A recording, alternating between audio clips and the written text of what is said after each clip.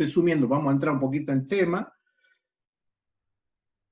Antes, obviamente, era muy difícil encarar desde el punto de vista racional diseño de un pavimento por las variables estas que hablábamos hace un rato. A ver, ¿cómo voy a considerar la carga, el esfuerzo que produce la carga? Si tiene un comportamiento totalmente distinto, si es una carga estática o dinámica, o si es una carga de un determinado peso en relación a otra. Los materiales varían muchísimo, la subrasante, además están los factores puntuales, como la presencia de napa o un factor climático puntual que te haya llevado a vos durante la concepción de la obra tener ciertos valores de humedades no habituales. Tenés toda una estructura un poco demasiado húmeda. Hemos visto que eso también. Y después predecir cómo va a ser el deterioro de tu estructura a partir de todos esos factores variables tampoco era fácil. Entonces, antes no quedaba otra que tratar de vincular a partir de experiencia, buscar los parámetros propios de cada una de esas experiencias y tratar de ir extrapolándolo a otras obras nuevas. Y a medida de que, bueno, se desarrolló mucho con el método CBR, que lo vieron ustedes con el ingeniero Guzmán, y la gente de la Shell tratando de involucrar otro tipo de diseño. Por un lado había una componente, ya hablamos también de la parte, digamos, ingenieril, que ellos planteaban que los datos experimentales solo recrean condiciones particulares y no son extrapolables, obviamente, a otras experiencias que no sean la original. También hablaban de que la tendencia de los estadounidenses de manejarse preponderantemente con expresiones arbitrarias, que eran los algoritmos, eso que nosotros, ellos querían buscar algo más bien o más relacionado con la ingeniería, con la teoría nuestra, y a partir de ahí preferí la ciencia física, la teoría de la elasticidad, y a partir de ahí ver cómo se puede desarrollar un método dividiendo el pavimento en números de capas que tengan semejante comportamiento mecánico, es decir, base y subbase irían en una capa, base y subbase granulares, una base con un estabilizado con ligante iría en otra capa, todo lo que son carpetas de rodamiento y base negra que son con ligante asfáltico irían en otra capa y la subrasante otra capa. Ellos básicamente lo que plantean es que es importante que el ingeniero disponga de una serie de parámetros a partir de los cuales pueda analizar cómo va a ser el comportamiento en la estructura. Obviamente, esos parámetros están muy sujetos a las hipótesis simplificatorias que tiene toda teoría racional. Y muchas veces, en la práctica, no van a tener el resultado tan fino en relación a lo que nosotros esperábamos. Y siempre cuando en método racional haya una disidencia entre el comportamiento real y el comportamiento previsto, hay que ver cuáles de las variables simplificatorias nuestras, cuál de todos esos parámetros que nosotros hemos adjudicado determinadas condiciones es el que se ha variado en la realidad, porque la teoría normalmente, la teoría es una cosa perfecta, lo que varía son las hipótesis y en cuanto se vayan alejando de nuestra hipótesis simplificatoria, el comportamiento también no va a ser. Pero ellos dicen, prefiero yo como ingeniero tener la posibilidad de diseñar una estructura que nunca se haya hecho antes y tener una cierta idea de cuál va a ser su comportamiento, hacer un operador de computadora que meto 5, 6, 20 elementos en una máquina y me salen 5 o 10 resultados posibles. O sea, ellos no veían eso como ingeniería. Y a partir de ahí es donde empieza el primer método Shell, el 63, que es el que vamos a ver un poco hoy, basándose en la teoría del sistema de 3 capas elásticas que resolvió Burmeister.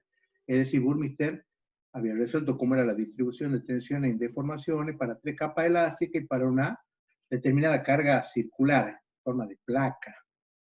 A partir de ahí, la gente de la Shell busca ver cómo podemos aprovechar estas ecuaciones que ya están resueltas, que en realidad la solución la dan unas tablas de Jones a las ecuaciones de Burmeister, pero el planteo lo había hecho Burmeister, para poder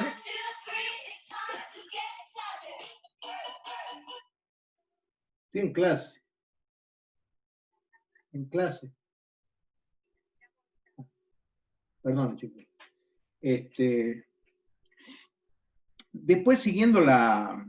Acá tenemos el método Shell, pero ¿qué es el método Shell? Estructura sistema multicapa. Después vienen otros métodos actuales que ya hemos visto el otro día, que los últimos son los empíricos mecanicistas, que son los desarrollados en todos los países, a partir de los cuales en muchos países, para que no tengas que manejar un semejante programa de ese tipo, directamente se manejan con catálogo, donde vos ingresas los datos, tu resistencia, el subrasante, tus materiales disponibles y tu carga, y te da y te plantea una serie de opciones para que no le erre, digamos. También hay sistemas viscoelásticos o multicapa desarrollados, configuraciones a través de los elementos finitos o mecánica de lo continuo. Todo eso son temáticas actuales, por supuesto, a medida que más nos vamos afinando en relación a la teoría, tenemos que tener mayor certeza en cuanto a los parámetros y a la hipótesis simplificatoria con la cual vamos a trabajar. Básicamente, el modelo cabal para el desarrollo racional de los pavimentos lo dio la gente de la Shell a través de Burmeister, que simplemente trabajaba con transformadas de Fourier, que usan las funciones de Basel para resolución. Sí, lo que pasa es que para resolver un sistema de 3 capas sin un ordenador era imposible. Vos manualmente podías hacer hasta 2 capas haciendo los cálculos a manopla, ¿no? Como hacemos antes. Como antecedente, brevemente vamos a citar, bueno, lo que ustedes ya saben, el problema de Boussinesq, cómo era la distribución en profundidad a una determinada distancia, cuál era la tensión sigma z que se producía a una distancia r de una profundidad h de una carga aplicada puntual. Obviamente que si la carga es puntual, las tensiones son infinitas, pero bueno, Boussinesq plantea que a partir de la fluencia se puede considerar la carga finita y ya trabajamos con carga distribuida que se aplica en una presión hidrostática en una semiesfera. Y bueno, vamos viendo cómo se van aplanando la distribución de tensiones en la profundidad, esto para un mismo tipo de suelo, sobre el eje de la carga. Ya vimos en la primera clase cómo, en función de un pavimento flexible o rígido, las campanas de tensiones que producía el determinado tránsito era más empinada o más con más, menos plana, no me sale la palabra, en el caso de los pavimentos flexibles y en el caso del pavimento rígido, que se interponía un espesor de un material de gran rigidez, se aplanaba notoriamente la campana de tensión. Por eso los pavimentos rígidos inclusive pueden trabajar ustedes sin una base, si fuese por una cuestión estructural. Muchas veces lo que nosotros hacemos al interponer la base es tratar de prevenir el fenómeno de pumping o de bombeo, que es el lavado que se produce por ingresar el agua en la junta y que nos va aflojando el apoyo en la punta de las losas al no haber mantenimiento de la junta. ¿Estamos? Bueno, después viene Burmeister, el mismo Burmeister que vemos en el método Shell, y plantea ya para un sistema de 2 capas. Hipótesis de Burmeister, la misma que Boussinesq, la misma que va a tener después Burmeister. Materiales elásticos, homogéneos, isótropos, una interfase continua y rugosa, en este caso ya hay 2 capas, y fíjense cómo varía según los cálculos de Burmeister las tensiones que sí, en este caso y siempre, van a depender de la diferencia de módulo entre las 2 capas. Fíjense que cuando las 2 capas tienen el mismo módulo, estamos en el caso de Boussinesq, tenemos a la altura H una determinada tensión que es alrededor del 70% de la tensión en la superficie. A partir de ahí, si el módulo, la relación modular llega a 10, el valor llega a 0,2 y si la diferencia de módulos es 100 veces, esto es un estudio teórico, ¿no? En la práctica es imposible llegar a estas relaciones modulares sin que se generen transiciones en el material, ya vamos a ver por qué. Fíjense que la tensión que llega a la capa inferior es en el orden del 10%. Esto estamos hablando de materiales sin ligante. Ahí, en ese caso, es imposible. A medida que vamos ganando profundidad, es decir, que Z sobre R empieza a crecer, las diferentes relaciones modulares empiezan a tener menos influencia, menos peso y se empiezan a encontrar acá. ¿Vamos? Esto es más o menos lo mismo. Fíjense, acá plantea a la derecha, para una relación modular de 10, que llega más o menos en el orden de el 30% de la carga, que era que nosotros veíamos acá, más o menos el 30% para 10. Y se puede hacer este gráfico para distintas relaciones modulares. Lo que encuentra Burmeister en el sistema de dos capas, particularizándolo para el sistema de Boussinesq, es que en cierta medida era conservador el criterio de Boussinesq, es decir, las tensiones con las cuales se manejaría Burmeister son un poco menores. Acá he puesto esta gráfica para que siempre recordemos que nosotros no tenemos en la realidad materiales elásticos. Vamos a ver ahora que el método Shell trabaja con módulos de elasticidad, adopta módulos de elasticidad haciendo caso omiso a la realidad. Tampoco tenemos, en el caso de los suelos, no tenemos un valor fijo de el módulo. A medida que aumenta la rigidez de los distintos suelos, que yo puedo llegar a tener distintos valores de relaciones de Poisson, y eso va a ser muy determinante en cuanto a las tensiones. Pero, por una cuestión de simplicidad, porque resulta más cómodo, se adopta en la mayoría de los casos, con relaciones de Poisson igual a 0,5. Vamos a ver que en la práctica, hoy por hoy, en el nuevo método de diseño, nosotros podemos ese valor ponerlo para cada una de las capas, podemos adoptar ese valor. O sea, hoy por hoy, todo lo que es fijo, por una cuestión de limitación técnica y de equipamiento, cada variable implicaba multiplicar por cuarto las ecuaciones que tenías que verificar. Se hacían muchas simplificaciones, ¿no? Hoy por hoy lo que nosotros vamos a ver, vamos a trabajar con este módulo secante, que sería lo correcto, trabajar con módulos de formación, ¿no? Bueno. Volvamos acá. Decíamos que para poder empezar o esbozar un método de diseño de alguna base racional, sabiendo que estaban las ecuaciones de Burmeister para un sistema de 3 capas elásticas,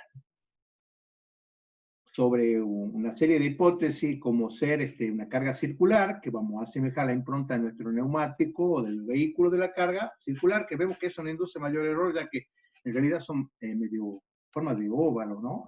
La carga, la práctica en los neumáticos. Para poder usar la teoría de Burmeister, asemejamos la estructura del camino, la gente de la Shell la asemeja a un sistema de 3 capas, porque Burmeister ha desarrollado la distribución de tensiones para 3 capas elásticas. Obviamente, suponemos que las capas son elásticas, hemos dicho, materiales es homogéneo, isótropos, las 2 capas superiores son semi-infinitas en el sentido horizontal, y la subrasante infinita, horizontal y verticalmente hacia abajo. Por efecto de las cargas, estas capas flexan. A través de la teoría de la elasticidad podemos determinar los valores de las tensiones y deformaciones en cualquier punto de esta estructura. ¿Y el método en qué va a consistir? En que en ninguna de los espesores de la capa tengamos valores de tensiones mayores a los valores admisibles, que son los que nos van a producir deterioro en la estructura o deformaciones permanentes. Determinaron primeramente que, las capas son de rigidez decreciente hacia la profundidad. Ya vamos a ver un caso particular que para verificar una parte teórica, una parte práctica se la hace a la inversa, pero en la realidad siempre vamos a ir subiendo de calidad nuestros materiales a medida que nos acercamos a la carga. La idea general es que yo pueda transitar con una calzada que tenga determinadas capas componentes y que me permitan durante el tiempo de la vida útil del camino transitar con confort y seguridad en cualquier condición climática. Una vez que yo parto de un diseño geométrico acorde, o apropiado sería la mejor la palabra, que se mantengan las condiciones planealtimétricas de mi calzada, va a depender de que no sufra deformación. Algunos criterios plantean de que hay cierto grado de permisibilidad en cuanto a las deformaciones, hablan de 1/10 de pulgada.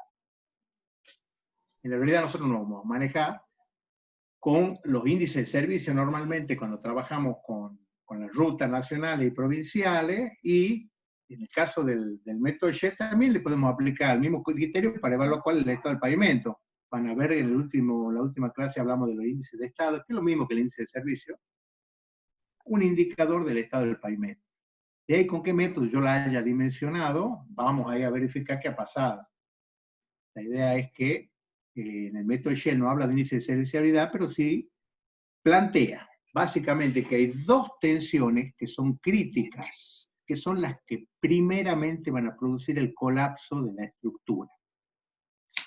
Repito, la gente de la Shell, haciendo un análisis tensional, verifica de todas las tensiones que se producen abajo de esa impronta circular, hay dos tensiones que son críticas para el dimensionado. Y se concentran en ella para definir su método. La tensión de compresión vertical en la subrasante, que si supera la tensión admisible del terreno, va a producir un hundimiento, y este hundimiento se va a ir trasladando capa a capa hacia la superficie, generando baches en la misma por hundimiento. Procedimientos normalmente ustedes van a ver, son baches circulares, que son baches problemas de abajo, cuando se queda hundido algo. O sea, van a ver fisuras concéntricas ustedes, forma circular, forma de oval. Distinta que la fisura, o sea, o el hundimiento que se puede producir por ahuellamiento, que lo van a dar en la zona donde va la cubierta, que normalmente es por problemas de rigidez de la capa asfáltica. ¿Estamos? Ustedes, ¿cómo se encuentran una cosa y la otra? Que en un caso se dé a lo largo de donde está toda la aplicación de la carga, es decir, que es como independiente de la subrasante. En cambio, en otro caso es un lugar puntual donde usted tiene un hundimiento. Y la otra tensión crítica es la tensión de tracción en la base de las capas asfálticas. Esta tensión produce fisuritas chiquititas que empiezan de abajo hacia arriba, y obviamente no la vemos nosotros, ya ha empezado posiblemente, hasta que llegan hacia la superficie, ya han cortado todo el espesor de la capa, y forman la fisura, un redetramado de fisuras que se conoce normalmente como piel de cocodrilo, que son un montón de cuadraditos que se van, y después con el determinado paso del tiempo se van ensanchando y después se empiezan a salir, digamos, los panes de mezcla asfáltica, ¿no? Y el método lo plantean muy sencillo. Esto es importante para cuando vayan a exponer el tema. A partir de la determinación que estas son las tensiones críticas, el método va a consistir en dar espesores a las capas H1 y H2, materiales con ligante asfáltico y granulares, tales que las tensiones en los puntos críticos sean menores que los valores de las tensiones admisibles de los materiales en dichos puntos. Para eso, ¿qué necesitamos? Calcular las tensiones en los puntos críticos.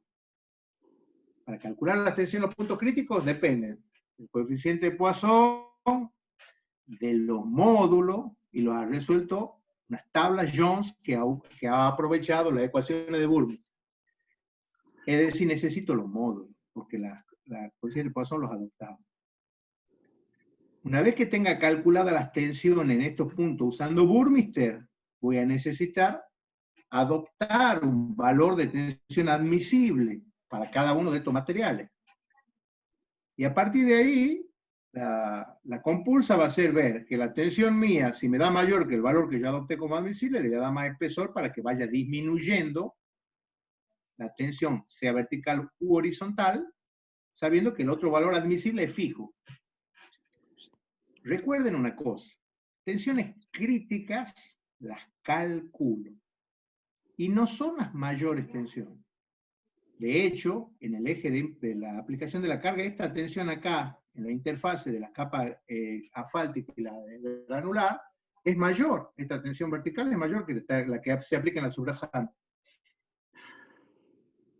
Y esta tensión que se aplica sobre que es distribuida, pero de una tensión al fin que se aplica sobre la carpeta, también es mayor que la que se aplica acá abajo. Sin embargo, esta es crítica. De hecho, en el método Shell nuevo, ustedes van a verificar cuál es la deformación que se produce en esta capa y en esta capa. Pero no acá abajo, porque en esta no se puede producir deformación supuestamente si he hecho bien las cosas, porque acá va la tensión que yo limito con el método. ¿Estamos? Y siempre que hablemos de tensión admisible, como en todos los métodos racionales, va a haber siempre una componente experimental, es decir, dependemos de algún ensayo, y ahí empieza cierta muñeca, llámenle ustedes, de la persona con la cual está interactuando el método para ver qué valores es representativo, porque ya cuando vamos a experiencia volvemos al problema de la representatividad que puede llegar a tener un valor al provenir de un determinado evento, es decir, cómo lo extrapola. ¿Estamos? Dicho esto, vamos a ver básicamente cómo la gente de la Shell esboza el primer método de diseño sobre bases totalmente racionales, y para ello necesitamos empezar. Ya hemos dicho cuál va a ser la armazón del método, cómo ellos evalúan los módulos de los materiales sin ligante 2 y E3, y luego cómo adoptan el E1. Finalmente vamos a ver cómo se adoptaron las tensiones admisibles. Bueno, esto es lo mismo. Me gustaba más esta porque están dibujadas las cargas que yo limito. Hoy por hoy ustedes pueden limitar todas. ¿Vamos? Todas las tensiones. Le dan valores admisibles. Obviamente el programa va a elegir la que primero llegue al admisible y eso va a ser el número de repeticiones de carga tope. Pero para que vamos tratando de interpretar esto, porque cuesta un poquito al principio, ¿no? Para los materiales sin ligante, esta máquina horrenda se llama la Raw Direction Machine. Tiene un plato, abajo un plato circular, que emite una carga que varía sinusoidalmente, de 0 a 4 toneladas y con distintas frecuencias.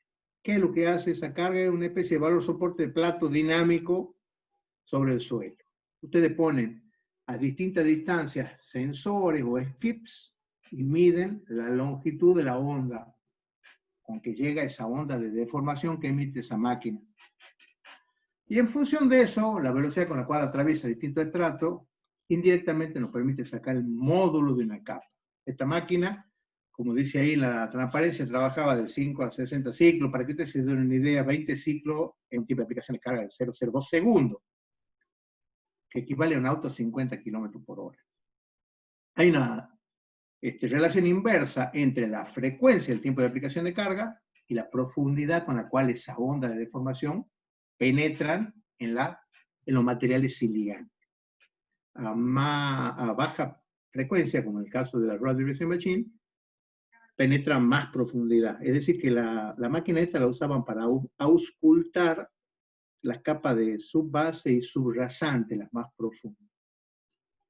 Se complementaba con este dispositivo, se complementaba con otro vibrador mecánico que se llamaba vibrador liviano de Jones, que tenía ciclos hasta 3000 ciclos por segundo, que servía para las capas superficiales, hasta los 10 centímetros de la calzada, digamos. A ver, rápidamente. ¿Cómo calculaba? La longitud de la onda multiplicada por la frecuencia, nos daba, no me acuerdo,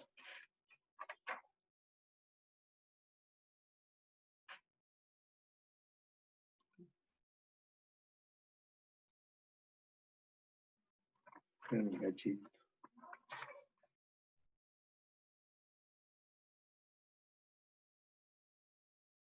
La longitud de la onda, perdón, la velocidad era igual a un factor, la longitud de la onda por un factor K. Y a partir de ahí, con la velocidad y otro factor que dependía del módulo de Poisson, calculábamos la velocidad, el módulo de elasticidad de la capa.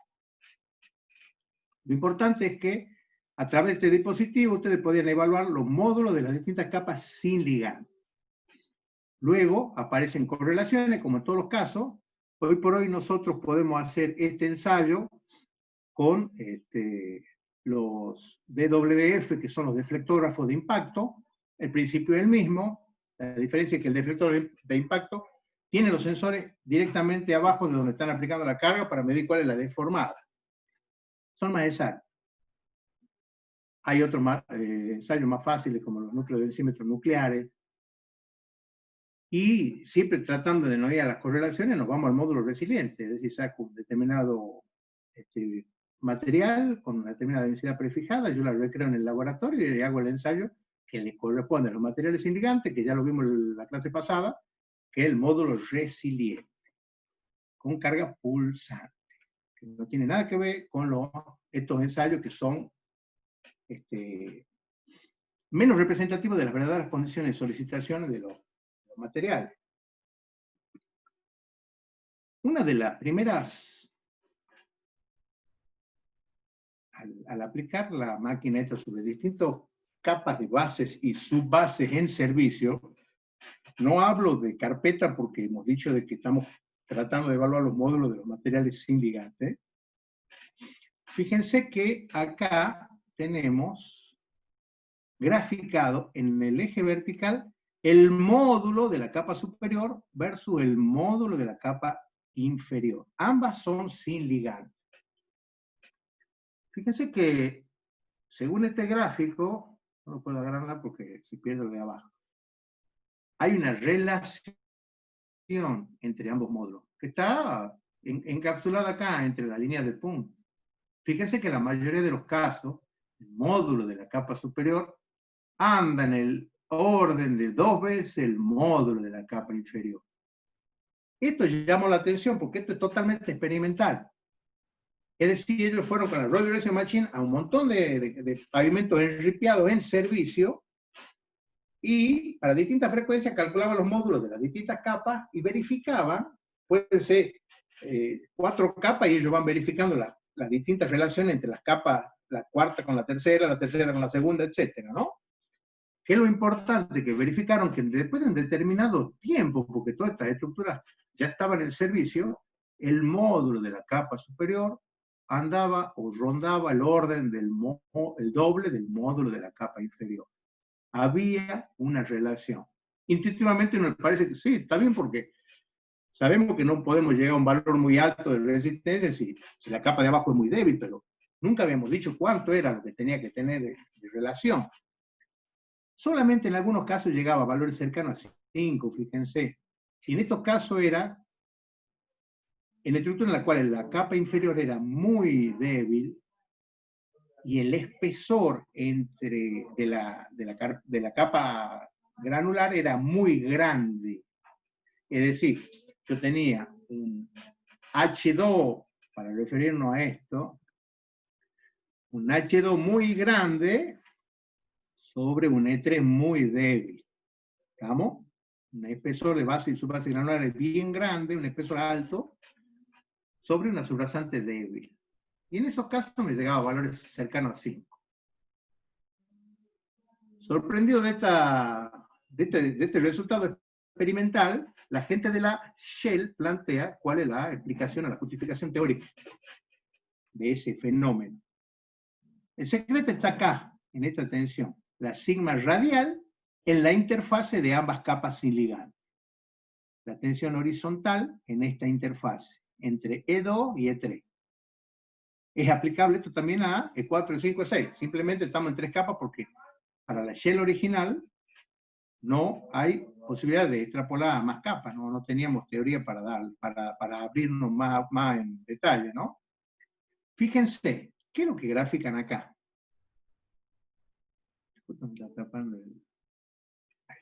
Bueno. En el eje vertical, la tensión radial, sigma R, sobre sigma 0, sobre la carga. Imaginemos sigma R. Y en el eje de la abscisa, la relación de módulo E2 sobre 3. El mismo principio que usamos cuando veíamos el sistema de 2 capas, que dependía de la relación del módulo al valor de la tensión. ¿Qué es lo que grafican? Calculan, para un montón de estructuras imaginarias, con Burmeister calculan, variando el módulo E2 y E3, para valores de E2 sobre E3 menor que 1, es decir, E3 mayor que 2, sería una cosa rara, creo que le dije al principio que íbamos a ver en este tema, es decir, que la capa inferior tenga mayor resistencia que la capa esta, que la capa E2, que la capa superior. En ese caso, ellos verifican que la tensión sigma R, que acá está dibujada de tracción, se invierte y es de compresión. Intuitivamente, ¿cómo lo vería yo? Esta carga ejerce una determinada presión, la capa H1 flexa, digamos. La capa de espesor H2 se deforma ante esa carga, y como la capa inferior tiene mayor rigidez, mayor resistencia, y tenemos una superficie continua y rugosa entre ambas capas, la capa de la subrasante, en este caso que es de mayor rigidez, no lo acompaña en la deformación a la capa superior, sino que la contiene. Es decir, que le ejerce una fuerza de compresión. Repito que esto sería una situación no real en la vida, en la práctica, porque nunca tendríamos una capa débil sobre una capa de mayor rigidez. Hemos hecho algo más. Pero a los efectos de la explicación de este fenómeno nos sirve. ¿Qué es lo que queremos ver? Repito, ¿por qué el módulo de la capa superior dependía del módulo de la capa inferior? ¿Qué ha pasado? ¿Por qué andaba en el orden de 2, 2,5, hasta 3? Y en algunos casos llegaba a 5. Ya repito, cuando la capa era bien gruesa y la subrasante de él. A partir de la relación 2/3, mayor que 1, es decir, vamos a la normalidad, que la capa superior sea mayor módulo que la inferior, el esfuerzo es de tracción, es decir, lo que me deformo arriba, la de abajo es más débil, me acompaña y nos deformamos las dos, como está dibujado acá. ¿Qué esfuerzo se puede oponer a este? Únicamente, si no habría fricción, ninguno. Y como la tracción tiende a decompactar, ante la menor carga se desarmaría la estructura. Como en la vida real hay fricción, a este esfuerzo sigma R le podemos oponer un esfuerzo friccional que le vamos a llamar sigma F, que está graficado acá, en la misma escala. Sigma F igual a un coeficiente C, semejante al coeficiente de fricción estático nuestro, multiplicado por una componente vertical en el punto, por la sigma vertical en ese punto. Fíjense que acá graficado para valores de C entre 0,5 y 1, menos 0,5 y menos 1. Y en esos puntos iguala la tensión de tracción que produce la carga. En las proximidades de E2/T igual a 2. Por eso esta es la zona donde se encuentra el equilibrio entre las dos capas. Y cuando llegaba a valores cercanos a 5, cuando este espesor H2 era muy alto, era muy grande, y entonces se producía un incremento del sigma vertical en el punto por peso propio, por aumento de peso propio. Como la fricción no puede variar, lo único que puede variar es la componente de vertical en ese caso. Y pasamos por acá abajo nosotros, a valores cercanos a 5. A partir de ahora, y ya nos vamos a la pausa, que va a ser la última pausa, el último tramo lo vamos a hacer de 20 minutos para que yo cumpla con el horario de las 20, eso sí me va a guiar vos, Edmundo, por favor, ¿no? Bien, ingeniero. A partir de ahora, señores, nunca nosotros vamos a poder concebir una estructura de distintas capas superpuestas que no tengan una relación entre 1,5 a 2,5 a 3. Es decir, nunca van a pensar ustedes que pueden poner un módulo 10 veces acá arriba que el de acá abajo. Siempre que sean materiales sin ligante. Bueno, nos vemos en 5 minutos y hacemos el cierre de hoy. Perfecto. Bien. Nos vemos. Perfecto.